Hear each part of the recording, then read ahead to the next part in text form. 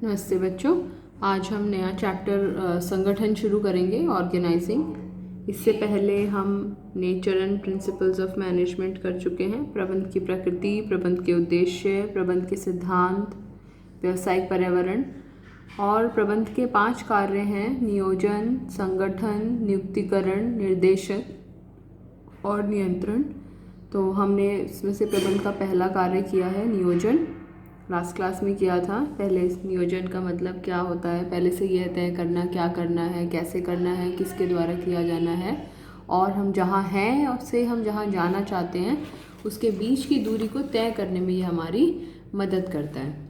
आज हम सेकंड प्रबंध के दूसरे कार्य की तरफ चलते हैं। तो प्रबंध का दूसरा कार्य है संगठन, ऑर्गेनाइजिंग।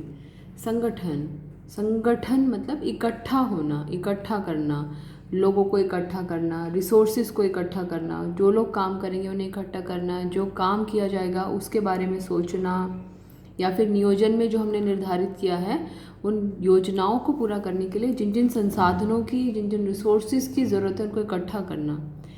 तो संगठन को अगर हम एक प्रक्रिया के रूप में समझें, हमारे सिलेबस में संगठन एक्चुअली 2 चीज़ें होती हैं। संगठन एक ढांचा भी होता है, जैसे कि हमारा विद्यालय एक संगठन है, और संगठन एक प्रक्रिया भी होती है। तो संगठन ढांचे के बारे में हम इस चैप्टर में आगे पढ़ेंगे। अभी हम पहले प्रक्रिया के रूप में संगठन का क्या मतलब होता है वो समझेंगे। साथ साथ ये आपको सारे नोट्स मेंटेन करने हैं अपने रजिस्टर में, क्योंकि ये आपको आगे तैयारी करने में काम आएंगे। तो सबसे पहले परिभाषा नोट कीजिए। संगठन एक ऐसी प्रक्रिया है, संगठन एक प्रक्रिया है, इट्स अ प्रोसेस। प्रक्रिया का मतलब होता है जिसमें बहुत सारे स्टेप्स होते हैं, जैसे चाय बनाने की प्रक्रिया। ऐसे ही संगठन एक ऐसी प्रक्रिया है जिसके द्वारा उपक्रम के कार्यों को, उपक्रम का मतलब कोई भी संगठन, कोई भी व्यावसायिक संगठन, उपक्रम के कार्यों को परिभाषित एवं वर्गीकृत किया जाता है। परिभाषित मतलब एक्सप्लेन करते हैं क्या ये काम होने हैं, क्लासीफाई किया जाता है, वर्गीकृत किया जाता है। वर्गीकृत करने का मतलब है सेम नेचर की जो गतिविधियां हैं, एक जैसी प्रकृति की जो गतिविधियां हैं, उनको एक श्रेणी में डाला जाता है और उन्हें अलग अलग व्यक्तियों को सौंप कर, यानी कि जो उस काम को करने में निपुण है उस व्यक्ति को उसे सौंपा जाता है और उनके अधिकार संबंधों को निश्चित किया जाता है। यानी कि उस व्यक्ति के अधीन कौन कौन काम करेगा, या वो व्यक्ति किसके अधीन काम करेगा, किसका बॉस कौन होगा, कौन किसके अंडर काम करेगा, ये सारी चीज़ें संगठन में निर्धारित की जाती हैं। तो ये एक पूरी प्रक्रिया है। कैसी प्रक्रिया है?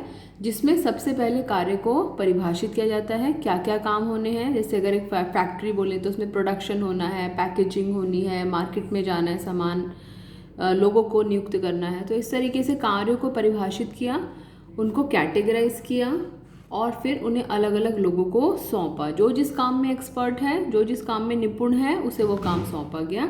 और अधिकार संबंधों को निश्चित करना, यानी कि कौन किसके अंडर काम करेगा, लीडर कौन होगा, सबॉर्डिनेट्स कौन होंगे, अधिकारी कौन होगा, अधीनस्थ कौन होगा, ये सब चीज़ें निर्धारित करना। तो ये पूरी संगठन की प्रक्रिया है। बार बार हम आपसे कहते हैं संगठन, हर टॉपिक में आपको उसकी परिभाषा याद करनी है। बच्चे पूछते हैं कोई और परिभाषा याद कर सकते हैं, आंसर है यस, लेकिन ये परिभाषा याद करने के बाद में, यानी कि ये परिभाषा तो आपको याद करनी ही करनी है। एक एग्जाम्पल नोट किया था, जैसे कि अगर बच्चों को लाइब्रेरी क्लीन करने का काम दिया जाए, यदि बच्चों को लाइब्रेरी क्लीन करने का काम दिया जाए, एक 20 बच्चों की क्लास है, उनको बोला जा रहा है कि भाई आपको लाइब्रेरी क्लीन करनी है, तो अगर उन्हें उनकी मर्ज़ी से बोला जाए तो सारे लोग, या क्या होगा, सभी लोग किसी एक ही काम में घुस जाएंगे। तो ऐसा करने में क्या होगा, कोई एक काम तो बहुत, जैसे अलमीराज क्लीन करनी है अगर, तो कुछ बच्चे देखेंगे इस अलमीरा में बहुत कम किताबें हैं, तो हो सकता है कि उस अलमीरा को 10 बच्चे साफ़ कर दें। और कोई अलमीरा ऐसी हो जो कि गंदी हो रखी हो, उसको कोई भी बच्चा साफ़ ना करे। तो ऐसे करने में क्या हुआ, किसी काम की तो पुनरावृत्ति हुई, रिपीटिशन हुआ एक ही काम का बार बार, वेस्टेज ऑफ रिसोर्सेज, और कोई काम बिना किए रह गया। लेकिन संगठन में क्या होता है, हमने काम को परिभाषित किया, क्लासीफाई किया कि लाइब्रेरी को साफ़ करना है, बुक्स को अरेंज करना है, नई पुरानी किताबों को छांटना है, तो हमने उसको अलग अलग लोगों को, व्यक्तियों को सौंपा। छोटे बच्चों को हमने क्लीनिंग करने का काम दे दिया, बड़े बच्चों को नई और पुरानी किताबें छांटने का काम दे दिया। तो इस तरीके से जो व्यक्ति जिस काम में निपुण है उसको वो काम को सौंपा जाएगा और बताया जाएगा कि छोटे बच्चे बड़े बच्चों के अंडर काम करेंगे, तो अधिकार संबंधों को निश्चित किया जाएगा। ऐसा करने से ना तो कोई अलमीरा छूटेगी, सारी अलमीराज क्लीन भी हो जाएंगी, और ऐसा भी नहीं होगा कि एक ही अलमीरा बार बार क्लीन हो रही है। तो ये संगठन का महत्व है, संगठन की प्रक्रिया का। ठीक है, अब इसी परिभाषा के आधार पर हम संगठन की प्रक्रिया को समझेंगे।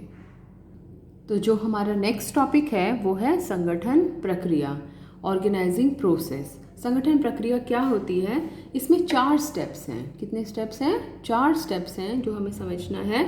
सबसे पहला है कार्य की पहचान और उसका विभाजन करना, काम को पहचानना और उसको डिवाइड करना। हमने पढ़ा था, अगर आपको याद हो, कार्य का विभाजन हेनरी फ्योल के द्वारा दिया गया एक सिद्धांत था कि हर कार्य के छोटे छोटे टुकड़े करना और हर टुकड़े को एक विशिष्ट व्यक्ति को सौंपना। दूसरा है विभागीकरण, एक जैसे कामों को एक साथ जोड़कर उनको अलग अलग विभागों में बांटना। तीसरा है कर्तव्यों का निर्धारण, कौन किसके अधीन काम करेगा इस चीज़ का निर्धारण करना। और चौथा होता है रिपोर्टिंग संबंध स्थापित करना। रिपोर्टिंग संबंध का मतलब है जैसे ही काम पूरा हो जाएगा तो वो छोटा बच्चा भाग के आकर कौन से वाले बड़े भैया को बताएगा कि हाँ लाइब्रेरी की ये वाली अलमीरा क्लीन हो गई है या ये वाला काम हो गया है। तो रिपोर्टिंग संबंध स्थापित करने का मतलब है कौन सा अधीनस्थ किस अधिकारी को जाकर बताएगा। तो इस संगठन की पूरी प्रक्रिया में 4 स्टेप्स हैं और यही संगठन की परिभाषा है और यही संगठन की प्रक्रिया है। यानी कि प्रक्रिया में क्या किया? सबसे पहले काम को पहचाना, उसको विभाजन किया, अलग अलग विभागों में बांटा, कर्तव्यों का निर्धारण करा और रिपोर्टिंग संबंध स्थापित किए। अब इसकी संगठन की प्रक्रिया को डिटेल में अभी हम अपनी नेक्स्ट वीडियो में डिस्कस करते हैं।